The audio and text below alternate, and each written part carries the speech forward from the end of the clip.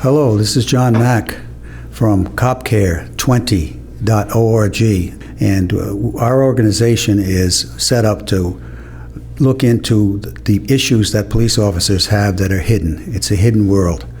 And after a while, police officers are working on the street. They get all kinds of stress, and they have no place to put it. And often the macho nature of the job prevents them from talking to anyone. And we have a whole series of tragedies that are way off the scale. We have high suicide rate, alcoholism, yes, and even some drug business. We have high divorce rate, and we have a lot of people who just plain quit because they can't work with the stresses they're under. But a public face of the police has not been friendly the last 2 years either. So that brings me to financing. We were looking for funding because we're an organization of retired folks, and we're reaching out to police departments to offer them free services to set up volunteer confidential peer support units and family support units that go along with that for the significant others of the police family. In order to get there, we have a lot of expenses, a lot of traveling, etc. So right now, we are working on a small state plan. And we'd like to do every police department, help them set up both of those, family and the confidential peer support unit within whether it's 3 departments or 1 or 2 or 4. We want to have that happening in those states. Go on the internet, CopCare20.org. Feel free to contact us at any time. And I'll give you an example of what we're up against. We tried to get a charitable firm, a huge firm which has $1 billion of money, and to give us some help in funding. Well, we got to like first base, but we never got to hand in a grant request. No, they decided we're going another way. We're going somewhere else. And so our contributions are to a charitable organization. They're tax friendly, but there's no reason why anyone couldn't help us. But this particular agency, within the last couple of weeks, just put out a $545,000 grant to the veterinary community to take care of the dogs and the animals and creatures for the indigent and the poor within the state. Certainly, I love my animals and my dogs, but you see what we're up against, and so there could be a lot of factors. It could be after, as I said, after 2020, the police were not on the friendly, Mr. Friendly, Mrs. Friendly police officer, and it could be that. I don't know what it is, or maybe just inertia, but that's why we're here. Today I brought with me Ashley Lemons, who is a person who has worked in the field, and she's worked on the side of being efficacious. She's treated people, families, in crisis time, and I'm going to turn it over to her. Thanks, John. You brought up some really good points that I do want to highlight as well, but starting a little bit about me, probably about 13, 14 years ago, I started with a nonprofit agency, and from there I was contracted to work with Providence Police.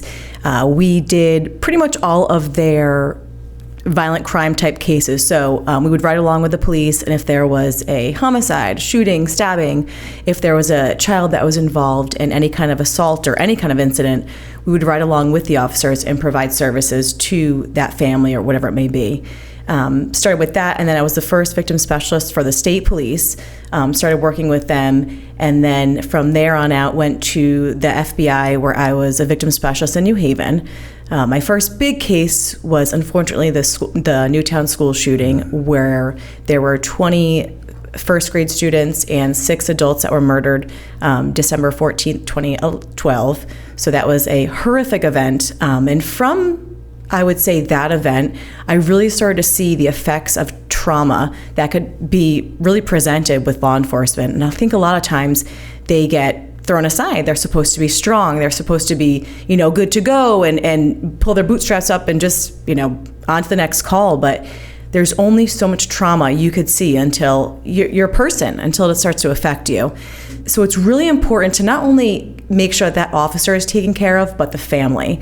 With the families involved, you really have the whole aspect of it. And again, just my personal experience, but seeing some of these families and some of the, horrible situations they've been through. I had other situations, working with law enforcement, this is one of them with the Newtown school shooting. There was an officer who, saw horrific stuff, and I actually ended up becoming close with his wife, and we all kind of worked together to keep an eye on each other and make sure that that officer was taken care of, his family was taken care of, because of course, when you leave the job that day, that stress comes home with you. Unfortunately, cops are actually more likely to commit suicide than the civilian population. And unfortunately, I think we all know, a law enforcement officer that has done such. So it's so important to not only take care of our victim families, but also take care of our law enforcement families as well.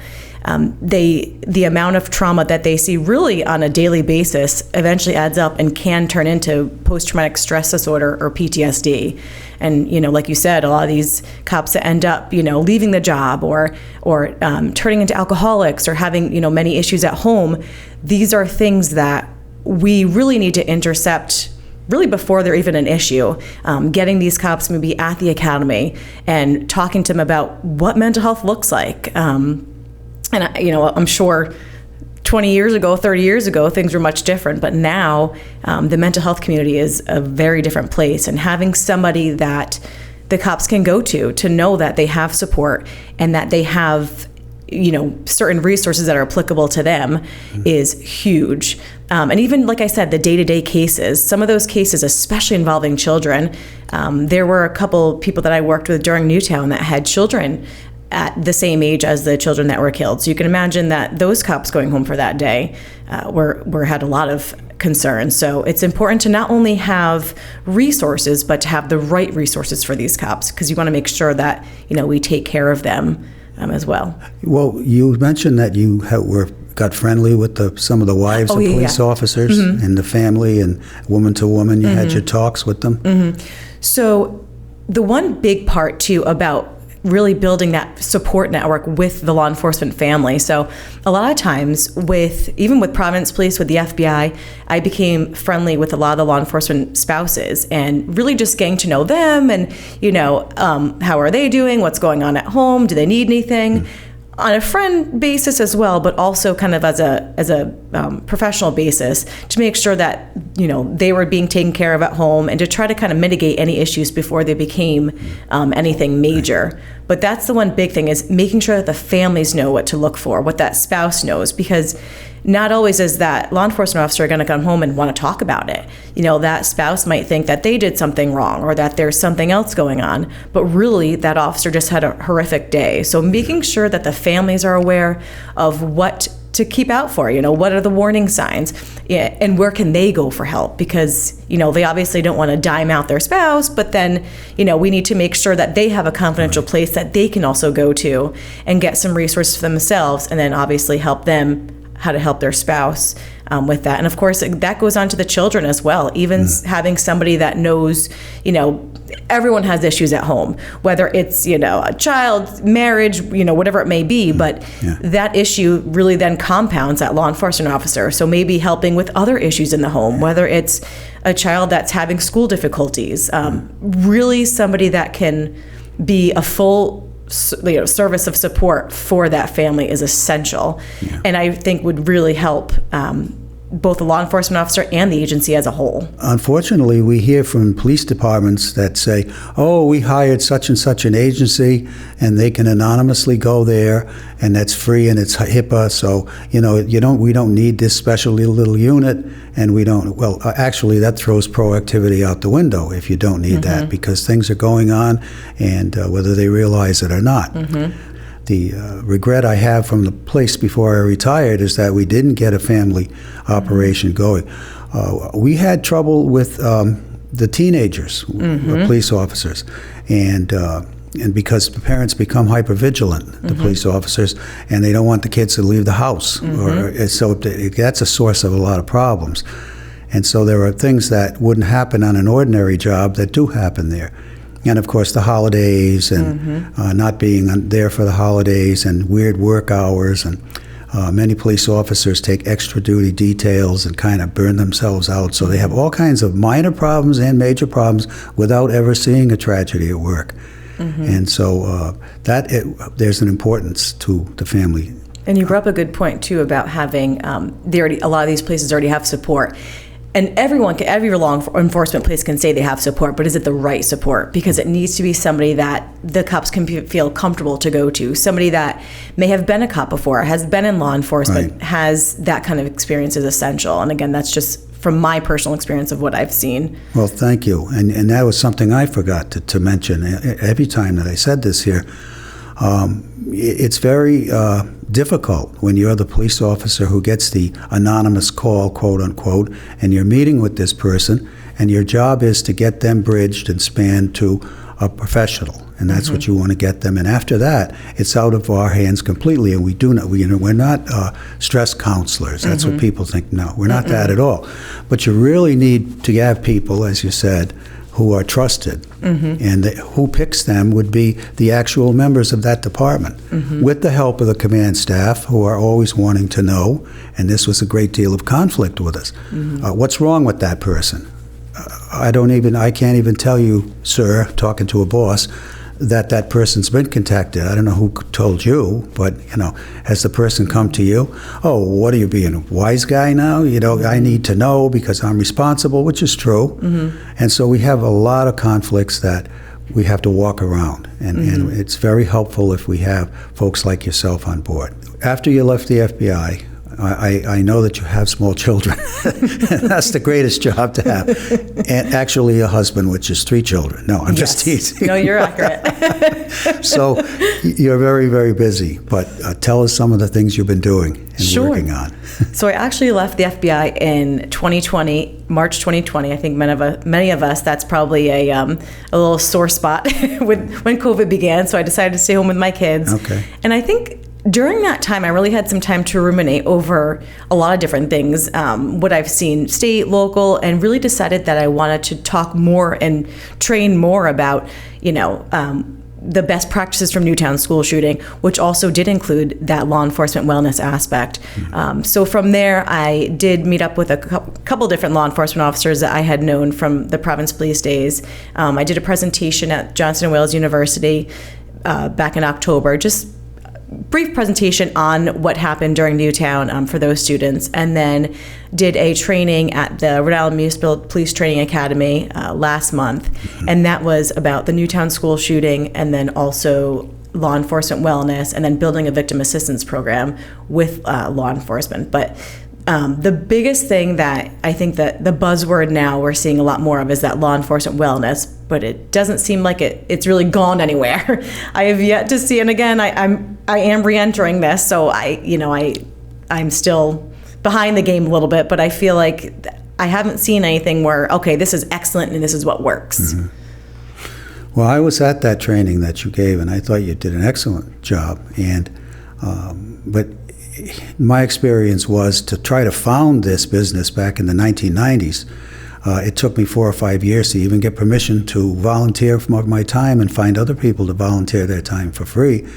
And it was never a rosy relationship with many people in the command staff. So you will see that, I'm sure, that someone will call you, hopefully, from the state or whatever, because you gave an excellent program, and it should be extended everywhere. One thing that I did want to mention too as well is, being a first responder to that Newtown school shooting was very difficult for me as well. Of course, in that kind of role, you don't think about yourself. You're thinking about helping everybody else. So at that point, I'm, running a million miles an hour, making sure that not only the families are getting the help that they need, but the people that I worked with, the other law enforcement officers, the other FBI agents, making sure that they were being taken care of. Because at that point, working with Providence Police, I knew that a lot of people, really weren't being taken care of. So from that point, we had an excellent internal program, our EAP program.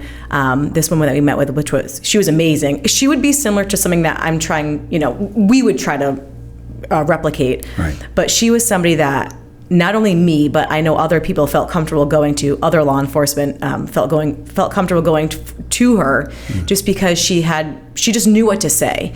And personally for me, she was probably the only person I really would talk to openly for a while.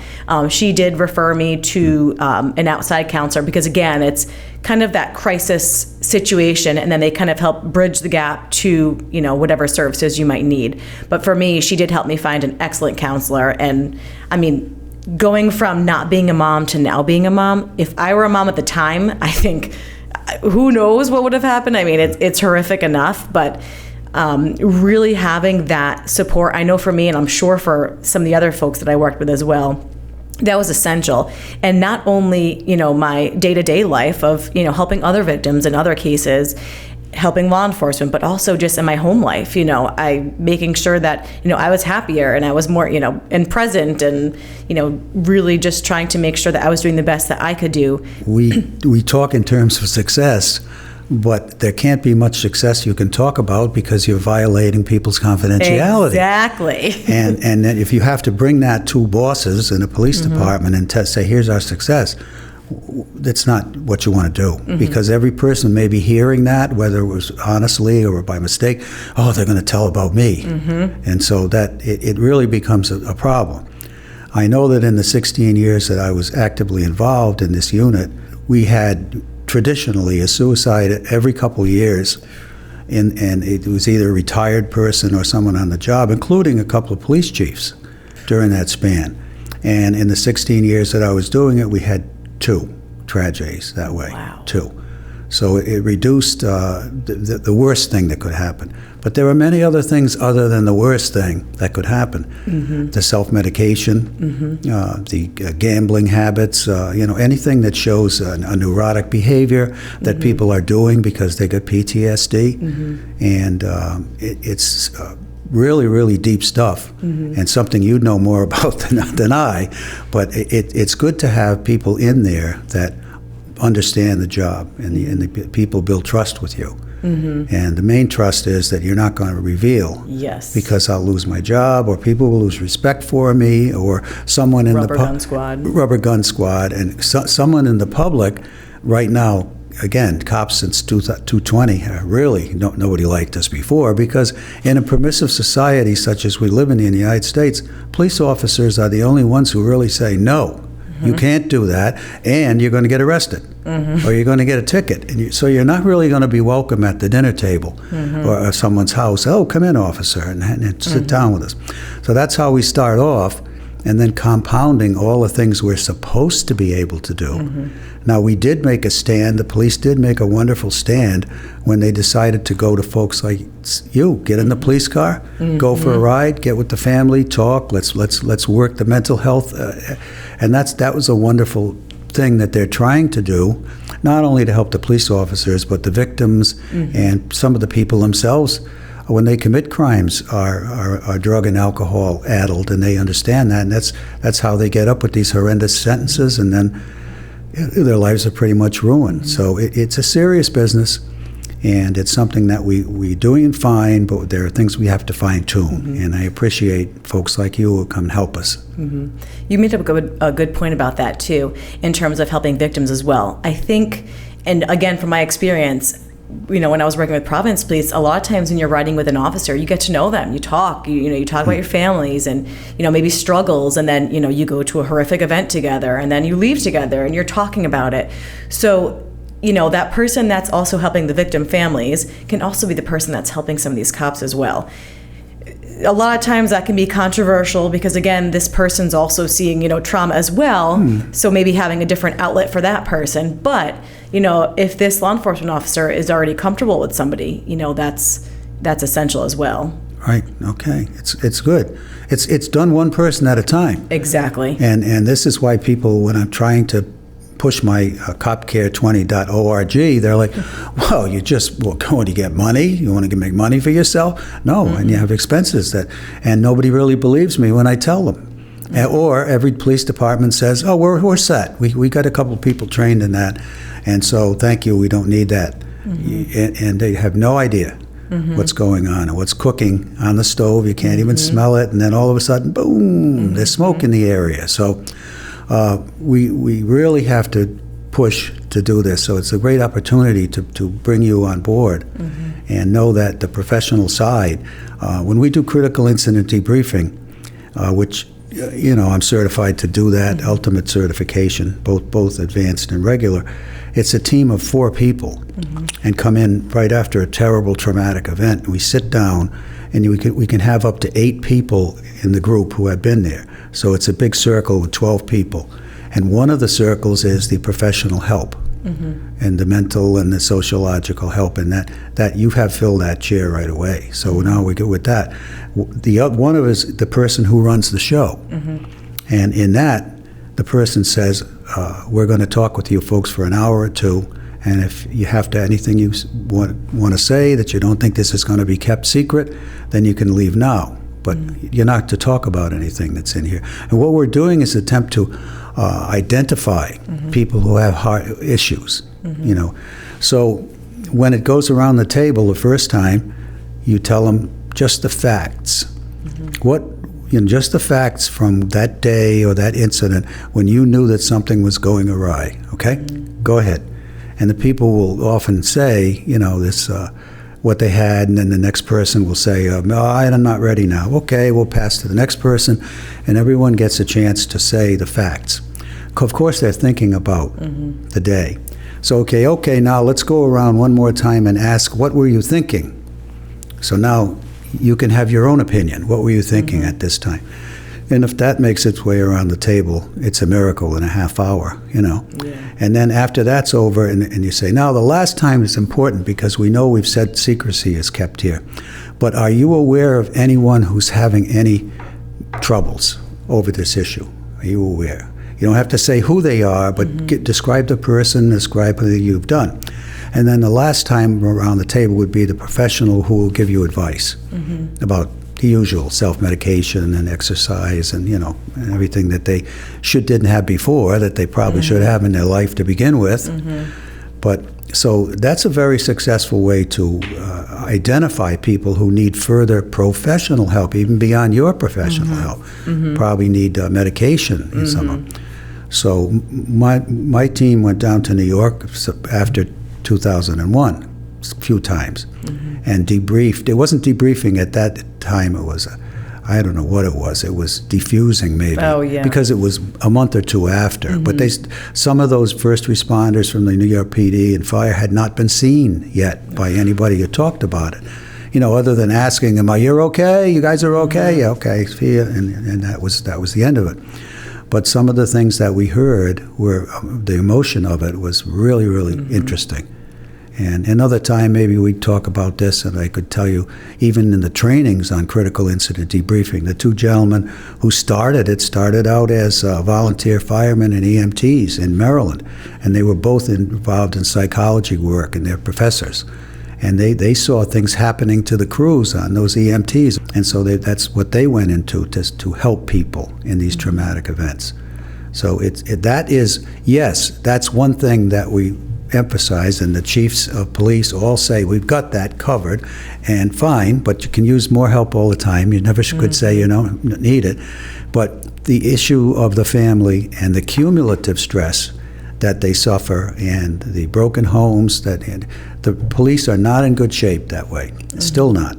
And so I'm gonna say something that is controversial, but they'll help me with it. You can go join the U.S. Army. 2 years is the least enrollment you can have. The Navy's 3, I think, and the Marines are 3, and the Air Force.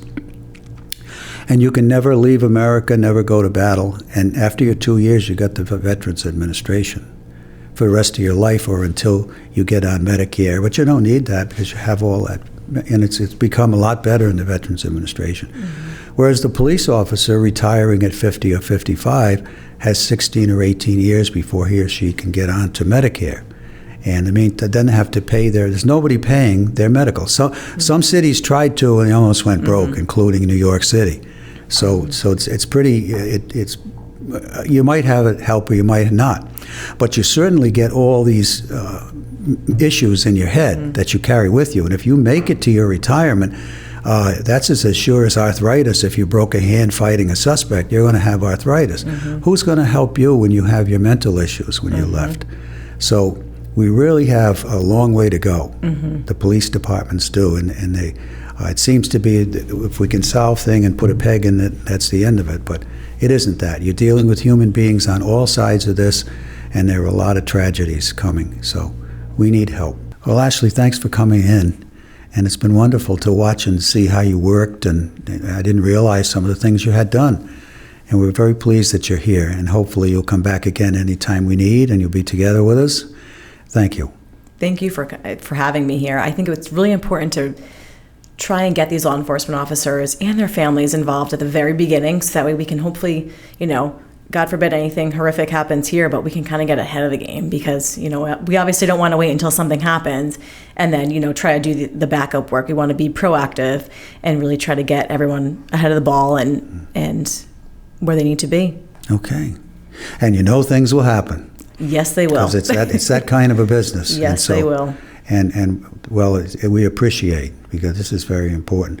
How to get in contact with us, I've said it about 7 times today, and that's annoying, but too bad. CopCare20.org. So that's where you can find the information that we first had out. You can get a little 5-minute reading of our credential there and whatever we have, and then you can rely on the things that you're going to be able to see on YouTube. And maybe in future we'll be back again, hope we will, with some information.